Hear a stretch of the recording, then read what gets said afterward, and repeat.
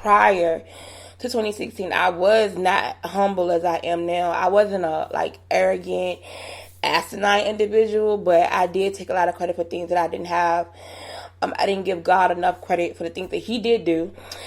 And more so, I did not put boundaries on the people in my life, nor so that I set standards for how I wanted to be treated. So a lot of those things collapsed on me at one time. Within 2015, 2016, I learned that, after God stripped me of everything materialistic, that I had a few people who were in my corner who I trusted wholeheartedly to help me get through it. And they did, and I appreciate them. 1, 2, being my sister and my dad. People don't understand. People say, oh, you gotta grow up and leave your father. I will never, ever, ever leave my father. Not saying that we don't have boundaries and our relationship changes and it differs as I get older. But my dad is one of the people that I know without a shadow of a doubt, whether I'm right, wrong, or indifferent, he's going to always have my back 100%, and my sisters. So all of my sisters, but more so this one, because she allowed me to get myself together, and she did not withhold the push of, you need to get your life together, you need to do better, you need to do this, you need to do that. So I appreciate it. That brings me to this week. This week I discovered that although in the beginning of our relationship, and this is not a male-female thing, I say relationship platonically on this level. At the beginning of our relationship, we did not like each other. Well, I'm not going to say we did not like each other. I did not like her for whatever reasons that I had with my own issues and letting go.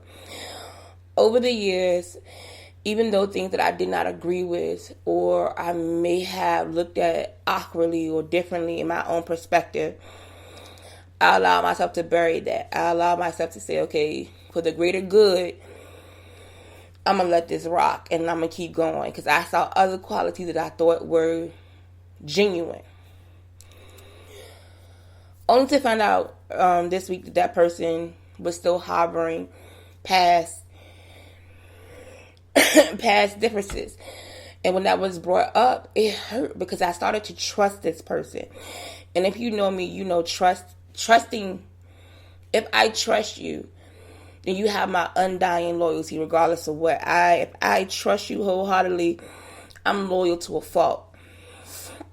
However, when this came up, I was hurt. I was hurt. I really didn't know how to deal with it. And it messed with me for 2 days, messed with my work ethic. It had me out of character for 48 hours.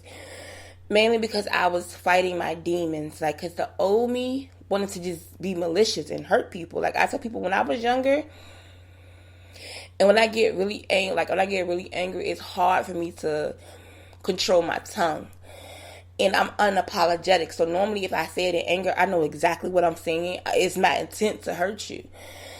And I didn't do that. So I was proud of myself. I walked away before it got disrespectful. And I said, we're going to go our separate ways. And we're going to allow this thing to pan out however it pans out. But because of that situation, it allowed me to reflect on a lot of other things in my life. And I have a lot of people who have broken trust. I have broken trust of other people. So I'm not sinless. I've did things where people thought I was reliable and trustworthy, and I've broken their trust. I had friends in tough situations, and I had to make a call of, do I tell parents or do I keep that trust? And I broke that trust, and I sacrificed that friendship or that relationship in order to get them help. Some understand now as adults, some still don't, and I respect that. But sometimes it's a judgment call too on what you should do. And sometimes trusting or being trusted with something kind of fights with your values and your morals and what's right. So it can be difficult. So broken trust is hard. It's hard to move on. It's hard to ever look at that person again and 100% hear them or trust whatever they say, because after you break trust, every time somebody look at you with this side, I'm like, yeah, okay, you said it. I don't believe in you because I no longer have that belief in you. So how do you rebuild that?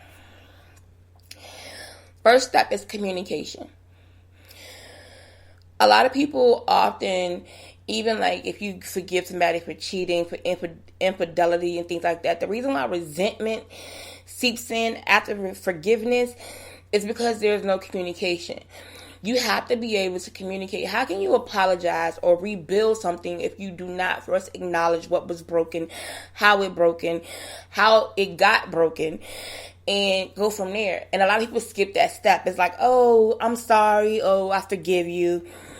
And you move on. But the issue has not been addressed. And until the issue is addressed, you're going to have that bitterness, that resentment, or that side eye. You don't have a real faith or belief in that person because you haven't even discussed what broke the trust or what broke the foundation to begin with. So communication is number one. Number two is boundaries. And people like, boundaries are very hard for certain people. Like, it's like, this is my dad, for instance. You have that relationship with your father where you got parents that just like pop up. You 30 plus years old and they just pop up at your house. You know what I'm saying? And you're kind of torn between, like, I'm living my life. I might not be doing something that you may like when you pop up. How do I deal with it? And it's all about setting boundaries. You have to say, hey, unfortunately, we had an issue with infidelity. So if we want to rebuild our relationship, first we want to talk about it. What happened to make you feel that you had to travel outside of our relationship? What happened? What did I do? What did you feel? Communicate with me. And then after we have that communication, let's set some boundaries. So you didn't like when I went out every Friday and Saturday with my friends. Okay, well, how about this? I'll go out twice a month, and then we could do a couples night out, or we can do couples night in. Now we're setting boundaries for how, not to say necessarily keep me away from temptation, but if I never understood that I was making you feel neglected by going out with my friends every weekend, if that boundary was never set. So now we have the boundary of, okay, maybe you spend too much time with your friends every weekend. Giving up a couple of weekends shouldn't be a big deal. Bam. Now we have boundaries. We communicated the issue. We've set the boundaries. Now we have to put in the work. People don't understand. Relationships of any kind take work. And the work is just being there, being present, being observant, learning how to compromise, learning how to speak on your feelings when they are there. I have a problem with being at times too vocal because growing up, I was very introverted. I had a lot of things going on medically and otherwise in my mind. I let people say what they want to say, and I let people do what they want to do, and I kind of like bury it. And I buried it, and I buried it until it's like a volcano. And even though you're burying it, like a volcano could sit dormant for thousands and thousands of years. However, it's still active under the layers of dirt, of earth.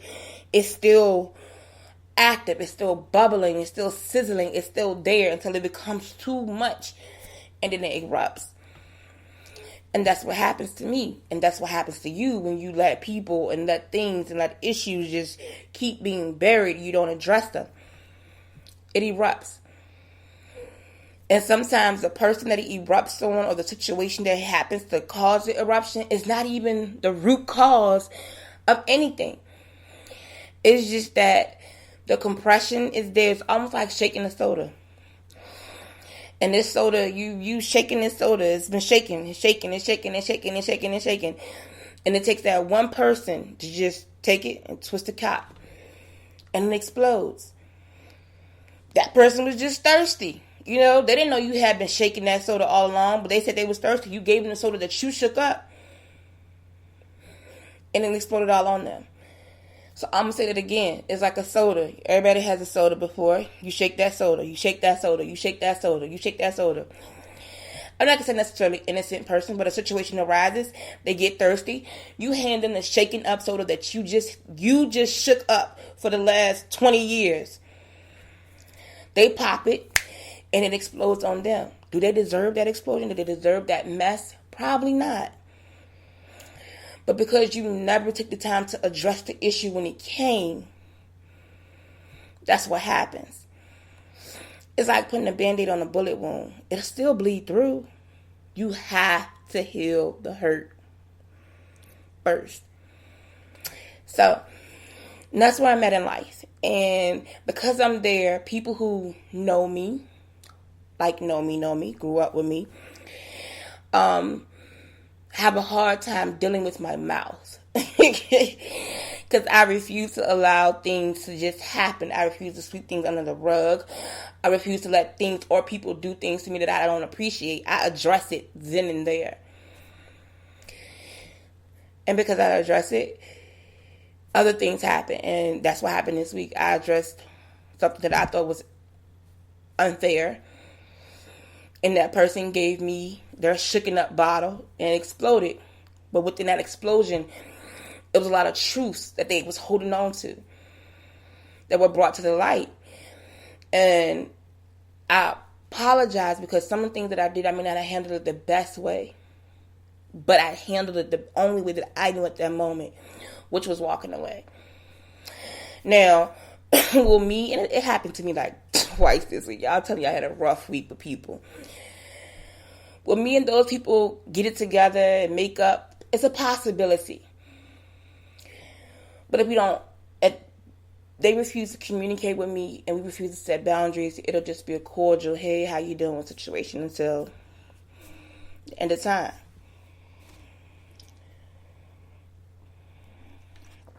So, rebuilding trust is not easy. It bothers when people say, oh yeah, I took them back, or we friends again, or this is again, but I don't trust it. I don't trust them. It's no point. There's no point in rekindling a relationship, a friendship, a workship, anything, if you can't trust them. If I can't trust that you have my best interest at heart, why am I wasting my time and my energy with you? Henceforth, why we put friends and relatives and relationships into different categories, because also different categories require different levels of trust. My sisters, I trust with my life, and I assume that they will do the same.